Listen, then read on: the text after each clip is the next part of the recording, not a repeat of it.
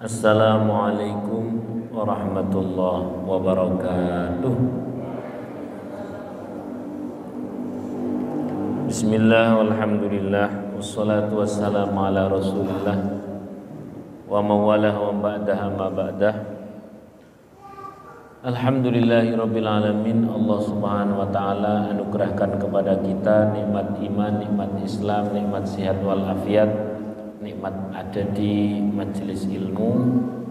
Pokok majelis ilmu itu mewah banget. Bagaimana tidak mewah? Taman surga. Di zaman yang taman KB seneng. Ini taman apa? Surga. Jadi normal kalau orang di taman surga itu guyang-guyu apa merengut? Guyang-guyu. Kok ada orang di taman surga merengut, kira-kira normal enggak? Enggak normal. Oleh karena itu pokoknya kurangi sambat, perbanyak sholawat, gitu aja. Shallu ala Nabi Muhammad. Baik, bismillahirrahmanirrahim. Al-hikayah, ini kisah berikutnya ya. Fi fadlit ta'ah, ini keutamaan taat. Cek tes, suara saya jelas sampai situ? Baik. Ukiya anna syaban min bani Israel. Dikisahkan ada seorang anak muda dari Bani Israel, maradan syadidan, dia sakit parah.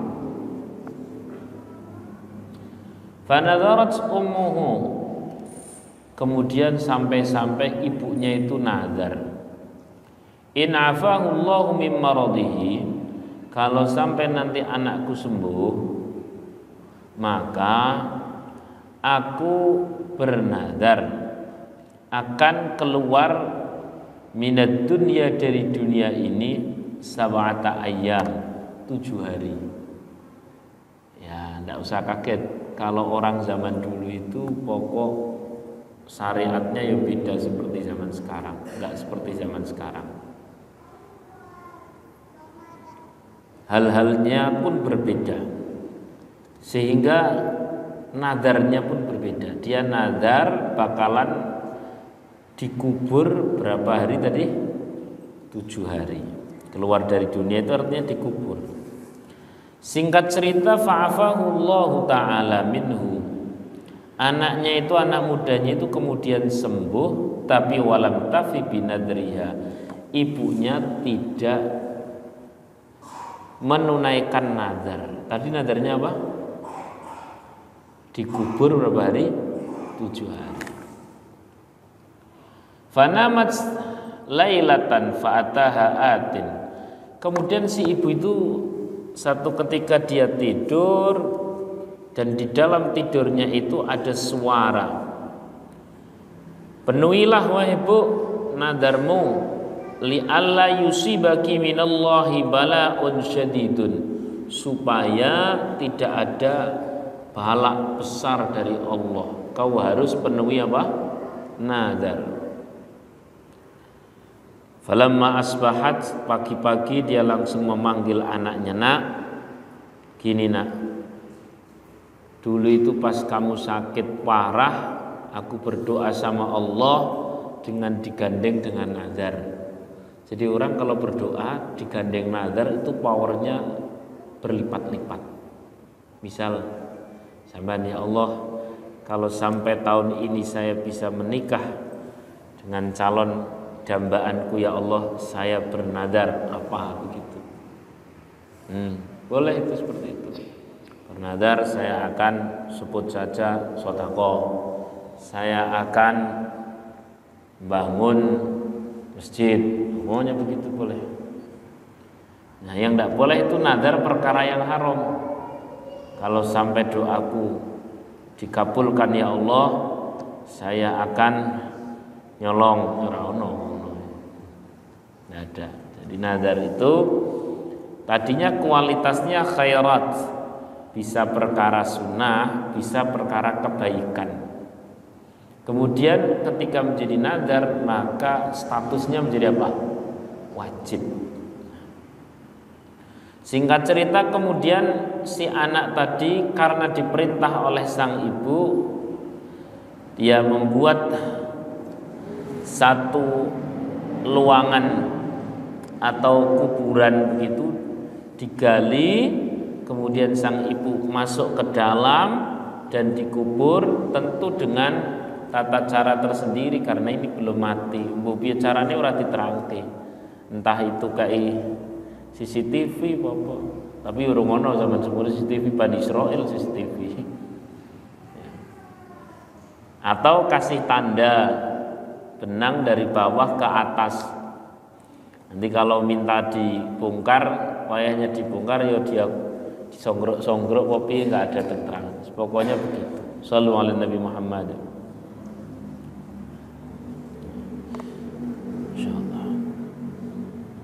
Singkat cerita, kemudian apa yang terjadi di dalam kubur itu? Di dalam kubur itu si ibu-ibu melihat ada dua wanita yang sebaya. Sedang apa? Sedang saling berbicara. Ya, sedang saling berbicara. Ini kompletnya begini.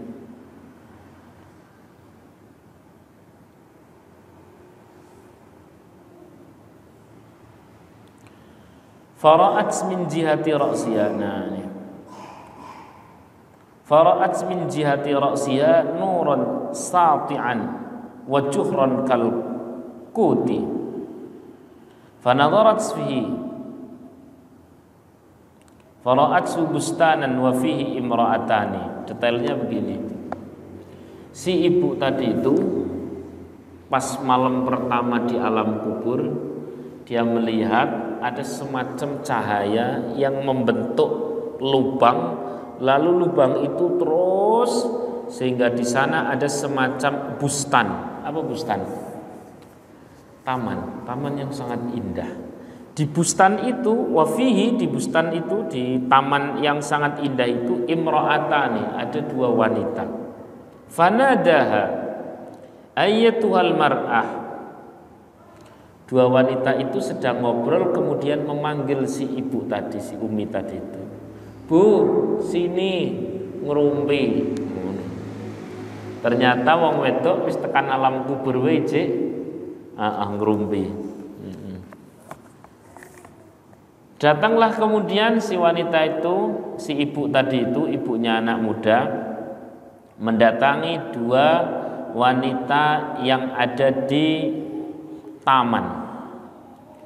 Fa'idan fil bustani haudun nadhifun.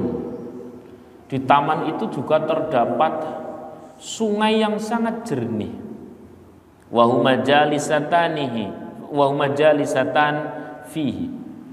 Dua wanita itu duduk sangat nyaman, sangat santai. Fajalasat indahuma wasalimat alaihima. Si ibunya anak muda tadi itu begitu datang ikut duduk, tapi sebelumnya mengucapkan salam, assalamualaikum warahmatullahi wabarakatuh. Falam tarudda alaiha salam, tapi dua wanita itu tidak menjawab salam. Faqalat lahumma ma mana'akuma an turadda alayya salam. Kenapa kalian berdua tidak menjawab salamku? Wa antuma nadiratani 'alal kalam, padahal kalian itu bisa bicara. Maka dua wanita tadi singkat cerita menjawab, ya, innas salam ta'atun wa qad muni'na yaruhu 'alaihima bijanahaihi. Salam itu adalah amal soleh. Amal soleh itu tempatnya di dunia. Kalau di alam kubur itu tempat memanen amal soleh, bukan tempat menanam. Paham sampai sini? Berarti kalau mau nanam amal-amal kebaikan di mana? Di dunia.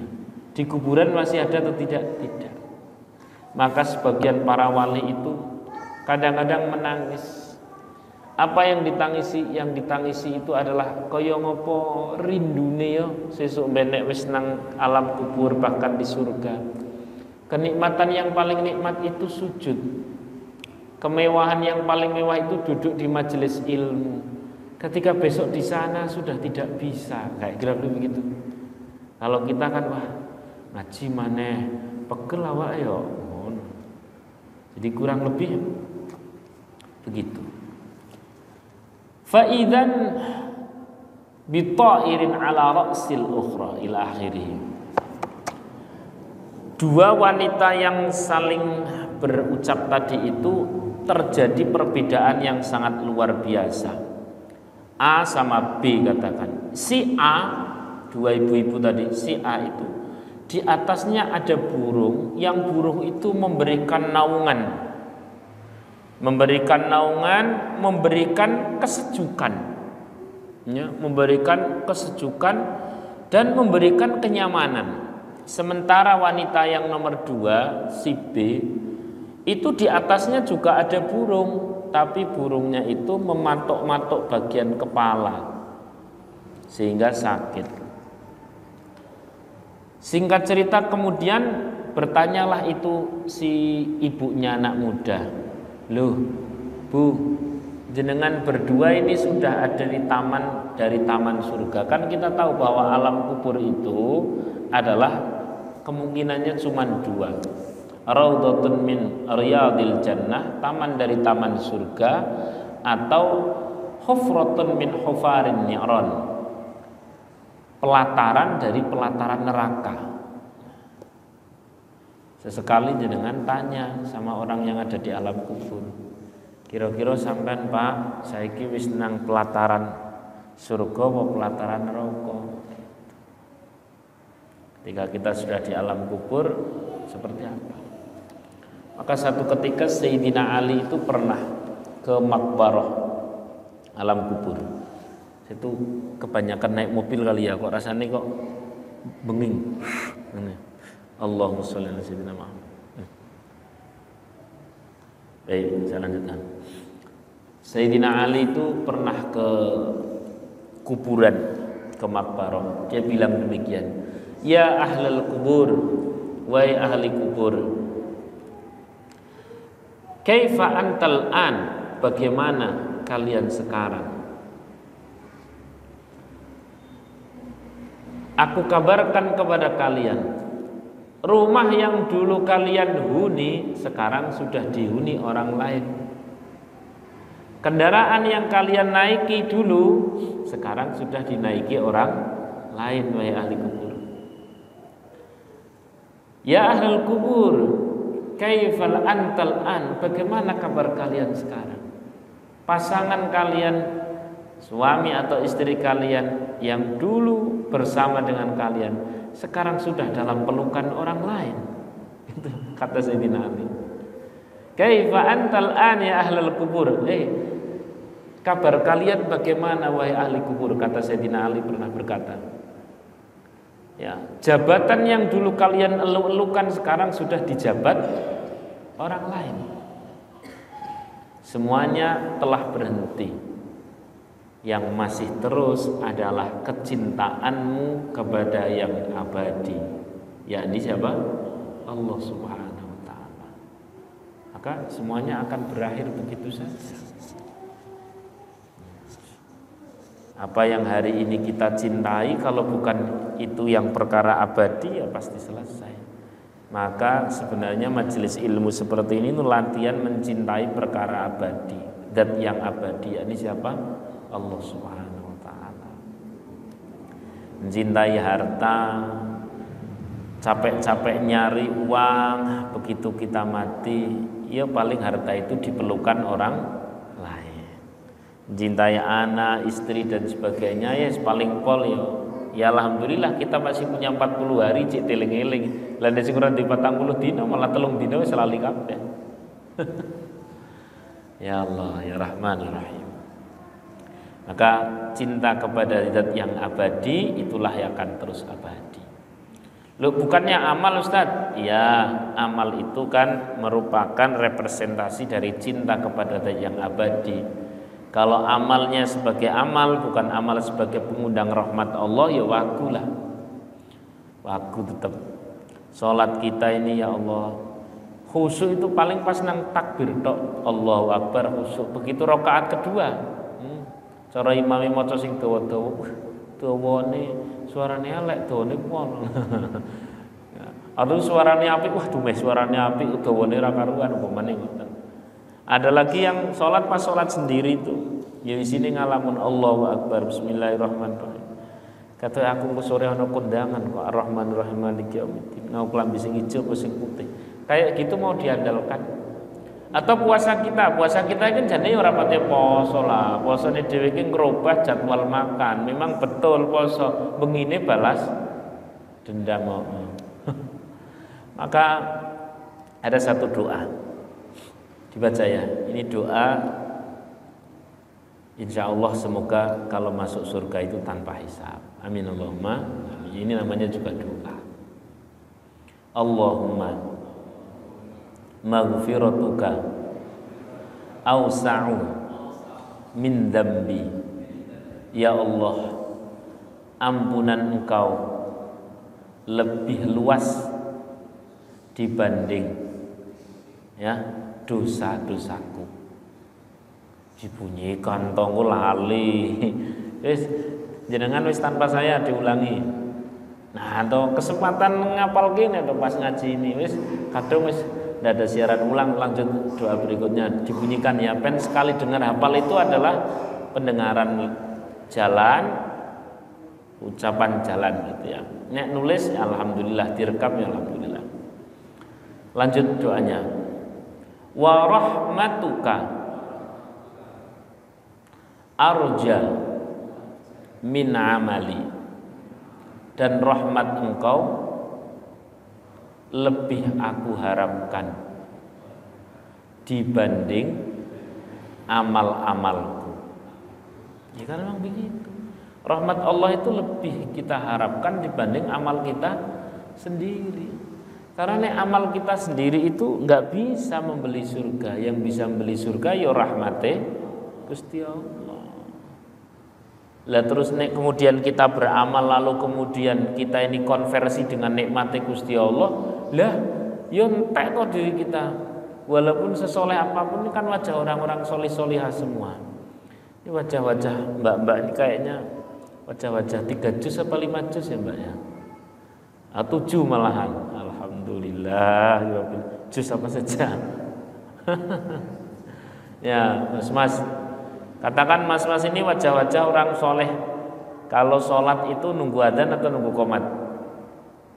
Boleh nunggu adzan ya. Ada orang saking srekepe dia itu selalu dapat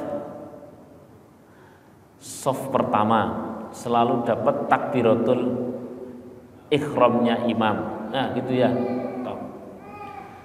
Kan disiplin. Pertanyaan saya, disiplin siapa dengan Allah Subhanahu wa taala yang tidak pernah telat ngasih detak jantung, denyut nadi, nafas? Disiplin siapa? Disiplin kita atau disiplin rahmat Gusti Allah? Lebih enek terus kemudian hitung-hitungan, andel-andelan amal itu dimaksimalkan, tapi bukan untuk diandalkan. Yang diandalkan rahmat Gusti Allah. Understand? Karena kalau kita mau ngandel-ngandelkan amal terus kemudian kita deng-dengan head to head, face to face dengan rahmat Gusti Allah, kalau kita melakukan ini sehingga kita mendapatkan ini, entek kita.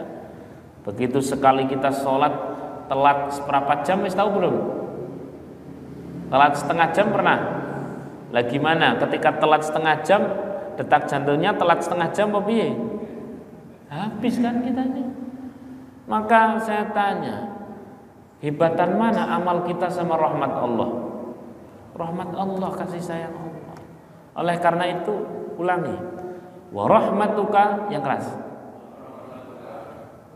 arja min amali, dan rahmat Engkau ya Allah lebih aku harapkan dibanding amal-amalku. Shallallahu alaihi Nabi Muhammad. Sehingga kalau yang diandalkan rahmat Allah, mau sebesar apapun dosane panjenengan, masih pede menghadap Allah. Ya Allah, aku menghadap Engkau itu bukan dengan amalku, nek amalku welek, tapi dengan luasnya rahmat Engkau yang tanpa ujung, tanpa batas. Maka saya tetap mau menghadap. Ngoten. Setelah wila-wila sallallahu alaihi Nabi Muhammad. Kembali lagi ke kisah. Singkat cerita kemudian dua wanita ini ditanya sama ibunya anak muda. Bu, jenengan berdua ini kok sama-sama di taman surga, tapi nasibnya beda. Ternyata ibu-ibu tekan alam kubur ya ngobrol. Nah, yang satunya di atasnya ada burung yang menaungi, yang satunya di atasnya ada burung tapi matok-matok kesakitan. Cerita sing ibu yang pertama, sesungguhnya saya mendapatkan rahmat seperti ini karena solihahku itu dua. Berapa solihahnya? Solihah kepada Allah dan solihah kepada suami. Taat kepada Allah dan taat kepada siapa? Suami. Maka surgaku utuh. Surgaku apa? Utuh. Sedangkan giliran yang kedua, wanita yang kedua itu yang atasnya ada burung tapi disiksa dengan dipatok-patok itu. Sedangkan aku memiliki ketaatan yang tidak utuh. Aku taat kepada Allah tapi aku tidak taat kepada suami. Allah karena aku taat kepadanya memberikan jatahku kubur ini menjadi taman surga. Tapi karena aku tidak taat kepada suami, walau di taman surga tetap ada siksa. Ini bukan mengintervensi jenengan, Mbak. Ini mengajine tekan kene ora terus dipas-paske. Wingi yo ngajine urut kan ya ngaji kitab kok. Sesuk nek dong pas lagi bagian ngobok-obok mas-mas bapak-bapak ya ana jadwale tenang wae, Mbak. Sallallahu alaihi Nabi Muhammad. Jenengan ngaji kitab urut pena. Nah, ya Allah. Luar biasa itu. Yang nulis Imam Qulyubi, biasanya itu beliau menjadi rujukan banyak sekali para imam ahli fikih. Tapi kali ini beliau nulis kitab kecil namanya An-Nawadir. Nah, kita baca tiap apa berarti ini? Rabu malam Jumat. Ngecek konsentrasi sama cucu ngalamun Rabu malam Kamis ya. Ya Allah, ya Allah. Nah, kemudian si wanita yang nomor 2 ini, dia setelah bercerita bahwa dirinya itu taatnya, solihahnya cuman separuh, yakni hanya solihah kepada Allah tanpa solihah kepada suami, maka dia bilang begini, fa'as'aluki, maka bun, aku mohon kepadamu, idza raja'ti ila dunya, ketika engkau sudah jadwal kembali lagi ke dunia, berapa hari tadi di alam kubur? 7 hari. Setelah nanti 7 hari, fashfi'li, aku minta tolong ya, inda zauji, aku minta tolong kau temui suamiku, la'allahu yardha anni, mintakan ridho dari suamiku untukku. Masya Allah. Orang kalau masih ada di alam kubur itu namanya alam transit. Jadi masih bisa direvisi. Mesti. Nah, kalau sudah kiamat baru sama-sama berhenti. Singkat cerita, falamma madha 'alaiha sab'atu ayyam, ketika telah selesai 7 hari, qalat laha qaumi ya wa adkhili ila qabriki li'anna waladaki ja'a fi talabaki. Setelah 7 hari, singkat cerita, 7 hari telah lewat, kembalilah kemudian si ibu yang menjadi ibunya anak muda tersebut kembali ke makbarahnya, ke kuburannya. Telah ditunggu anaknya yang siap-siap menggali. Begitu digali, si ibu masih dalam kondisi hidup. Tidak usah ditanyakan kondisinya orang zaman dulu seperti apa. Memang zaman dulu itu ya aneh-aneh, umur bangsa sekian tahun. Beda kan, dulu itu zaman Bani Israel makanannya aja manna was salwa, ada istilah al-maidah. Pokoknya memang aneh-aneh, beda. Ya. Begitu kembali ke bumi, ke dunia, fasya al-khabar annaha wafat binadriha faja'an nasu li ziyaratiha. Wah, rame, masyhur. Ana ibu-ibu mlebu ning kuburan, 7 dina ora mati, saiki wis balik maneh. Kira-kira rame ndak? Viral ndak? Oh, viral. Begitu viral, berduyun-duyun orang datang ingin mertakke bahasa Indonesia apa? Mertakke iki lho, iki ana wong nganu ana wong sehat, ana wong lara mertakke apa itu bahasa Indonesia? Ya pengen tahu kabarnya gitu ya. Pengen tahu kabarnya. Apalagi nih ibu-ibu keponya tingkat tinggi. Wah, kumpul ya ibu-ibu teman-temannya mungkin ya sosialita dan sebagainya. Piye Bu kabare jare dikubur 7 dina sampean malah ana apa wae nang ngono cerita. Termasuk yang datang di sana adalah keluarga si ibu-ibu yang di atasnya itu ada burung yang menyiksanya. Awaja zaujur mar'atil lati sa'alat syafa'ah. Datanglah seorang pria yang istrinya itu telah meninggal tapi disiksa, ya. Fa akhbartahu bi khabariha, dia nyeritakan, "Mas, jenengan punya istri yang sudah meninggal namanya fulanah bil fulanah, tandanya begini-begini." Betul. Ketemu saya di kubur. Dia minta tolong agar engkau meridhoinya atas kesalahan-kesalahan dia. Gara-gara dia tidak dapat ridho engkau, Thomas, itu dia istrimu itu dalam kondisi walaupun di pelataran apa tadi? Di taman surga, tapi tetap ada siksa. Kenapa? Solehahnya tidak utuh. Maka aku diminta tolong untuk mengabarkan ini kepada engkau, meminta ridho engkau atas perilaku istrimu zaman dulu. Shallu ala Nabi Muhammad. Fara'at fa'afaha anha. Kemudian si suami tadi, "Yos, saya ridhoni, saya ampuni seluruh kesalahan istri saya." Fara'at fi naumiha tilkal mar'ah faqalat laha. Malam itu si wanita atau ibunya si pemuda tadi itu tidur dan mimpi. Apa mimpinya? Dia bertemu dengan seorang wanita yang tadi punya suami sudah meridhoinya. Dia bilang, "Qad najautu minal uqubah." Sekarang aku telah selamat dari siksa. Bisa babiki, dengan wasilah engkau memintakan ridho kepada suamiku. Terus fajazakillah khairan, semoga Allah membalas kebaikanmu. Masya Allah. Shallu ala Nabi Muhammad.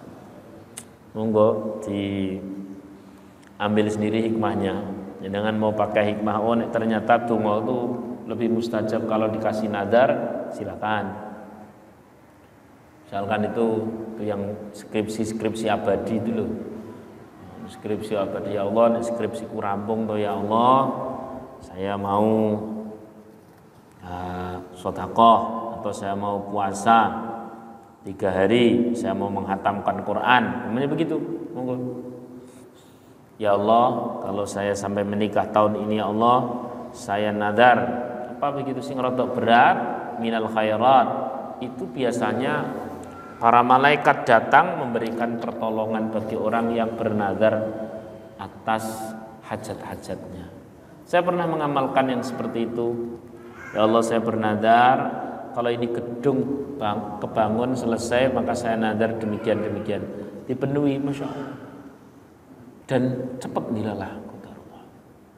Itu Kesimpulan pertama, Mbak pun sama, ya Allah, saya bernadar, saya belum punya anak, ya Allah, saya nadar kalau nanti Allah kabulkan saya punya anak, saya akan sedekah kepada 70 anak yatim. Boleh sudah mulai dicicil, boleh nanti setelah doa terkabul baru terus kemudian. Statusnya tadinya sunnah itu nadar, ya amal itu tadinya sunnah, begitu dinadari jadi apa? Wajib.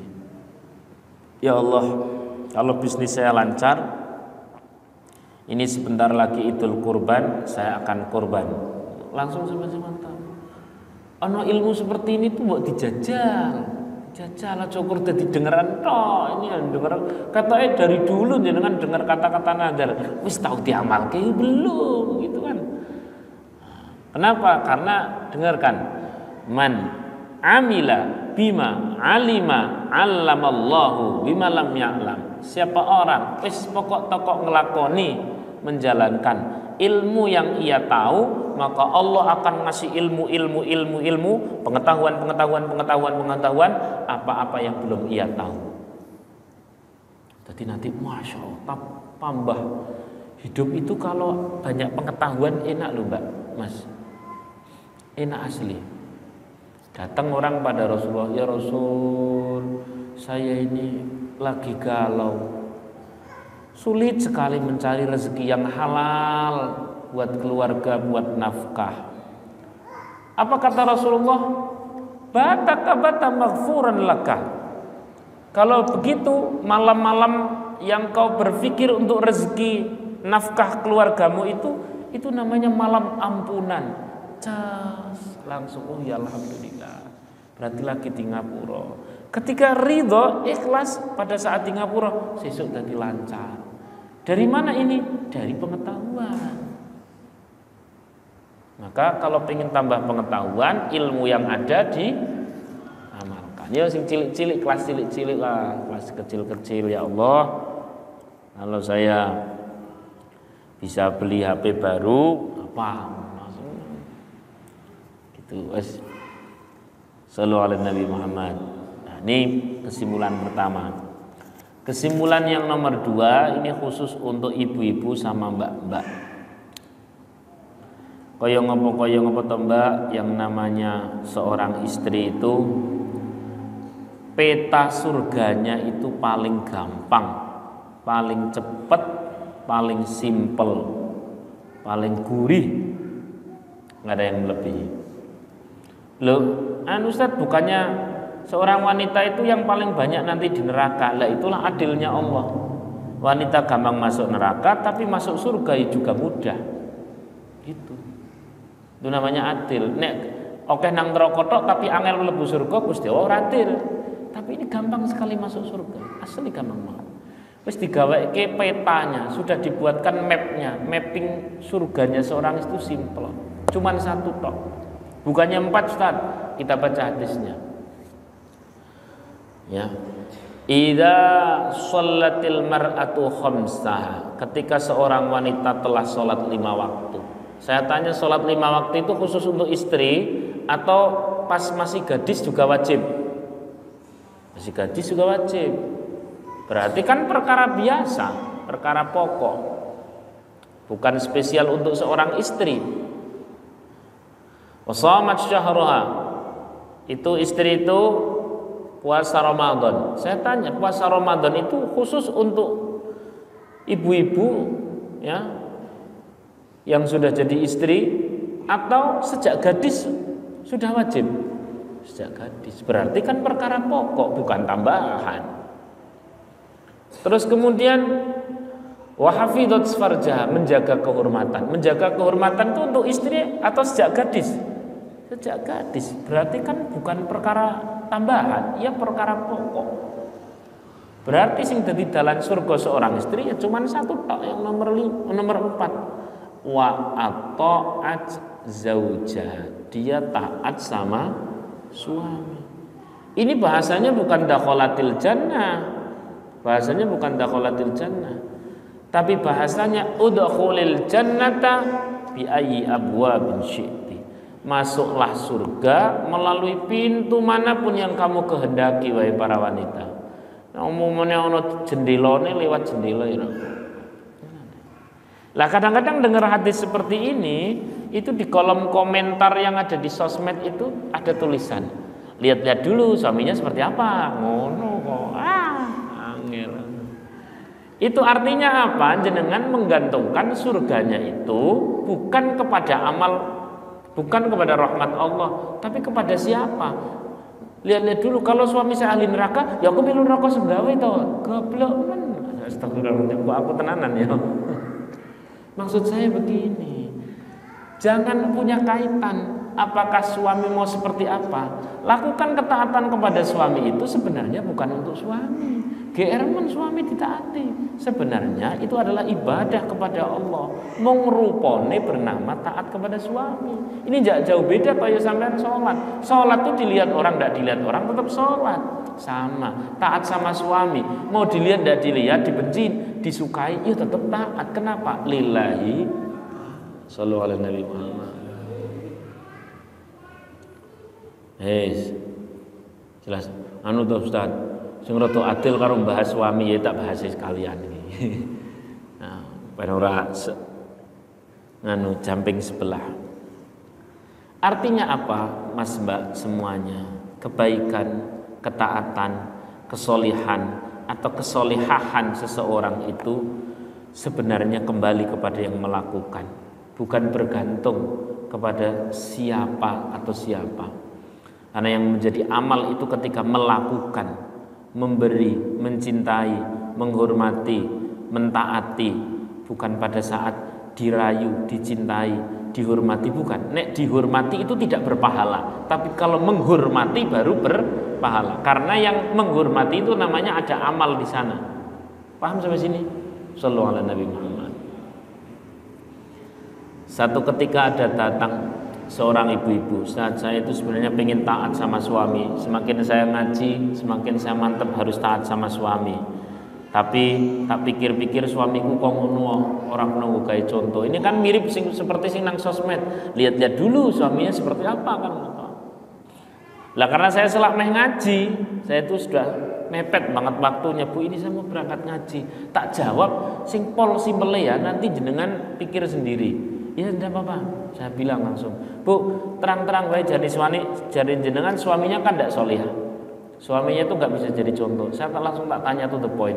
Nek suami jenengan sama Fir'aun itu kira-kira bejat mana? Menurut langsung aku tanya. Terang saja, bejat siapa?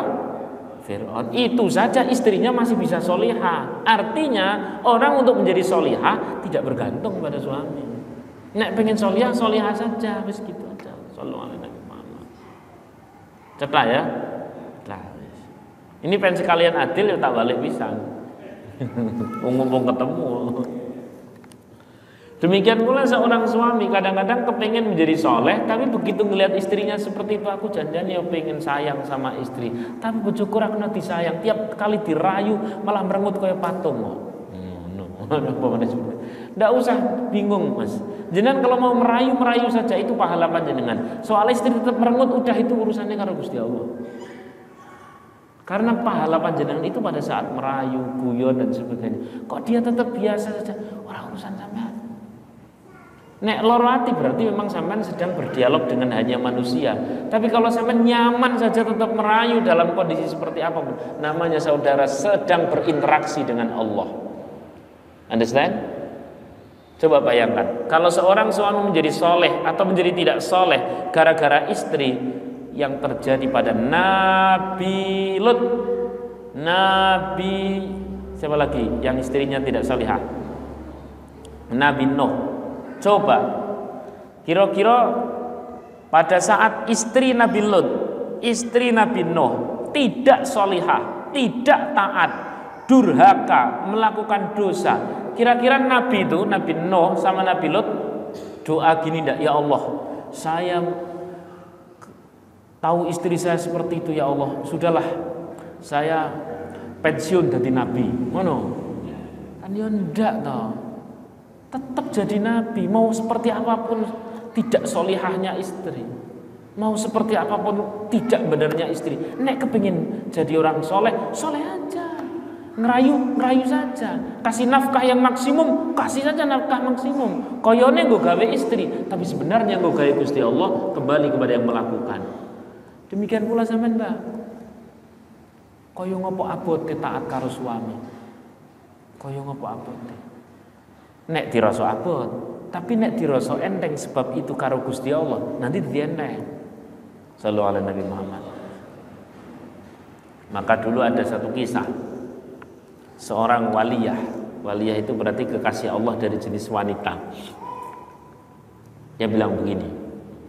Suaminya bilang begini, "Dik, janjian itu kamu tuh kok sangat taat kepadaku, sangat solihah kepadaku. Sebenarnya kamu itu cinta ndak sama aku?"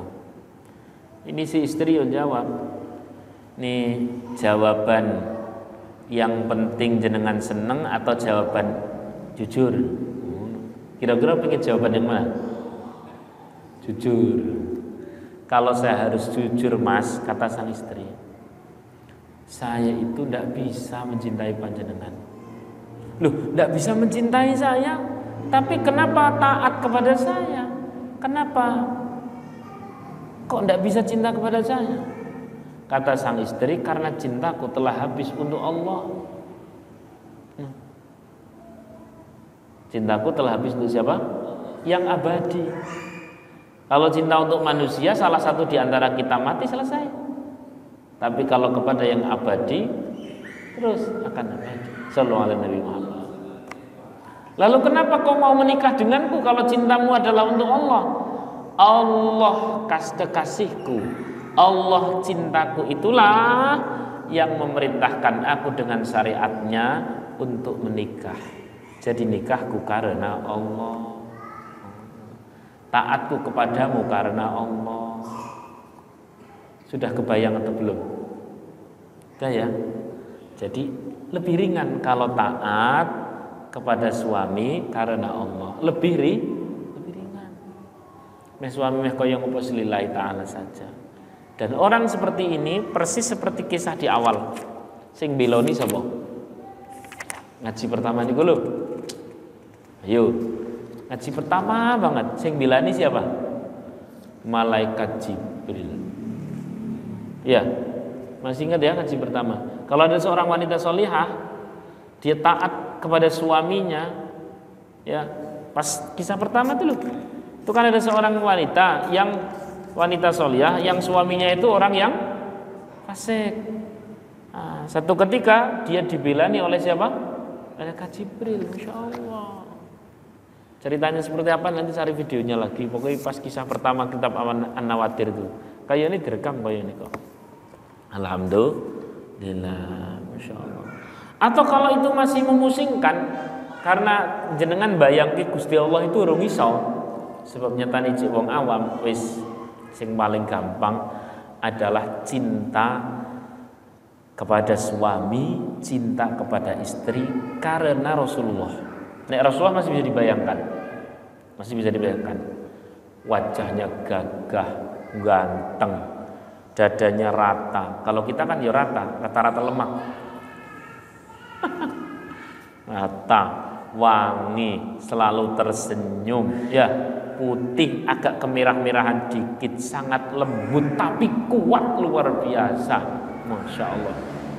Rasulullah tidak pernah mengecewakan siapapun dari sahabat-sahabatnya. Kalau nengok kepada sahabatnya tidak pernah hanya kepalanya saja, tapi seluruh badan-badannya. Kalau salaman itu mantep banget, ya. Selalu mengajak salaman terlebih dahulu, tidak pernah berbicara kecuali sambil tersenyum. Siapapun yang meminta apa dengan cara seperti apapun, menyenangkan atau tidak menyenangkan, Rasulullah pasti memberikan. Orang yang berulang kali kepingin membunuh Rasulullah malah dikasih sesuatu, yang meludahi malah dikasih hadiah. Itulah Rasulullah.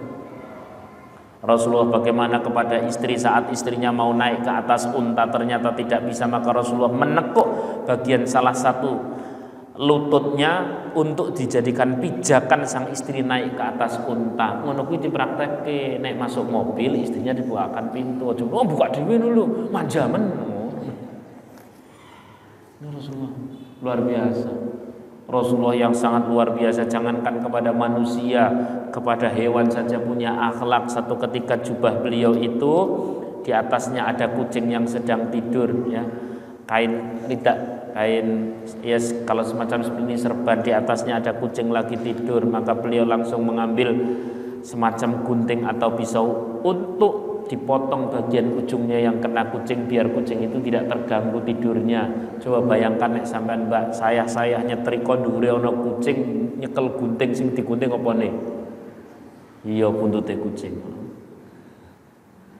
Rasulullah yang sedemikian rupa luar biasa. Sayyidul Anam, Sayyidul Bashar, Sayyidul Kaunain, dunia dan akhirat manusia terbaik. Ya Allah, ya Rahman, ya Rahim. Diciptakannya dunia ini karena ada Nur Muhammad sallallahu alaihi wasallam. Nah, jenengan nek mencintai suami karena suami lama-lama bosan. Jenengan nek mencintai istri karena si istri lama-lama juga jenuh. Kenapa? Orang tuh makin kenal makin tahu buruknya. Betul atau tidak? Ini benar atau tidak? Tapi orang makin kenal sama Rasulullah makin tahu baiknya dan makin tidak ketemu buruknya. Wah, itu aneh. Lah kalau seseorang mencintai si istri atau mencintai suami atau karena istri, itu lama-lama tahu keburukannya. Pertanyaan saya, adakah orang yang tidak punya sisi buruk? Enggak ada. Ada. Siapa itu? Rasulullah. Maka cintailah suami karena perintah Rasulullah. Cintailah istri, nafkailah istri karena perintah Rasulullah atau karena cinta sampean kepada Rasulullah. Sehingga nanti nang surga ketemu. Ya, sallallahu alaihi Nabi Muhammad. Itu dulu yang dapat saya sampaikan. Ini saya sudah mulai membicarakan tentang Rasulullah karena sudah mulai masuk kurang dikit bulan apa? Maulid. Jadi tidak bisa saya tidak cerita tentang Rasulullah SAW. Ya Allah ya Rahman ya Rahim. Al-Fatihah. A'udzubillahi minasyaitonirrajim. Bismillahirrahmanirrahim. Ar-Rahman Ar-Rahim Maliki yaumiddin. Iyyaka na'budu wa iyyaka nasta'in. Shiratal mustaqim. Shiratal ladzina an'amta 'alaihim ghairil maghdubi 'alaihim waladdallin. Amin. Ada pertanyaan? Ada? Tidak ada? Tidak ada. Alhamdulillah. Cara cah sekolah balik kasih. Wingi balik kasih, saya balik kasih mana? Ada pertanyaan silakan. Dan saya sering mengikrarkan hal itu kepada istri. Demikian pula istri saya sering mengikrarkan hal itu. Saya bilang sama istri, Dek, nggak ada yang menggaransikan saya ini masuk surga atau tidak. Kalau cita-citamu ke surga, cintailah Rasulullah. Karena yang digaransikan masuk surga adalah Rasulullah. Dan yang mencintai akan bersama dengan yang dicintai. Maka kalau kau buatkan kopi, kau layani saya dan sebagainya karena kecintaanmu sama Rasulullah. Manusia yang tidak pernah punya aib, manusia yang tidak pernah punya kekurangan. Kalau kau mencintaiku, melayaniku karena diriku, suwi-suwi bosen kok. Demikian pula saya sering menyampaikan, demikian pula ketika saya memberikan nafkah kepada istri, mencintai istri, ya karena Rasulullah juga, karena cintaku kepada Rasulullah SAW. Ya Allah. Karena kalau cinta istri kepada istri, jenengan tahu sendiri, nikahnya murah, bulanane sampai dino iki rampung. Ya kan? Seumur hidup kan? Masih seumur hidup. Ini apa? Tambah suwi tambah larang, fasilitasnya tambah medun kan. Sing wis bojo paham, sing jomblo sing penting urip alhamdulillah. Oleh karena itu cintailah karena siapa? Rasulullah sallallahu alaihi wasallam. Dan Rasulullah sendiri yang bersabda bahwa la yu'minu ahadukum, tidak beriman salah satu di antara kalian semua sebelum Allah dan Rasulnya lebih kalian cintai dibanding apapun, dibanding siapapun. Loh, kayaknya kok Rasulullah kok mengemis cinta njaluk dicintai kita, bukan. Karena Rasulullah saking pahamnya, dengan cara mencintai dialah kita selamat. Sehingga Rasulullah bukan masalah mengemis cinta kepada kita, tapi Rasulullah paham kita ini biar selamat. Jadi karena Rasulullah sayang, bukan mengemis cinta kepada kita. Makanya ngaji, nek orang ngaji kok ngene iki asli, isine nang kolom komentar tok. Masa iya sih, mesti salah pret ora tau ngaji ora. Gitu ya. Matur suwun, terima kasih jazakumullah. Nanti dipraktekkan ya, dipraktekkan. Tidak ada pertanyaan? Alhamdulillah. Mari bareng-bareng kita berdoa.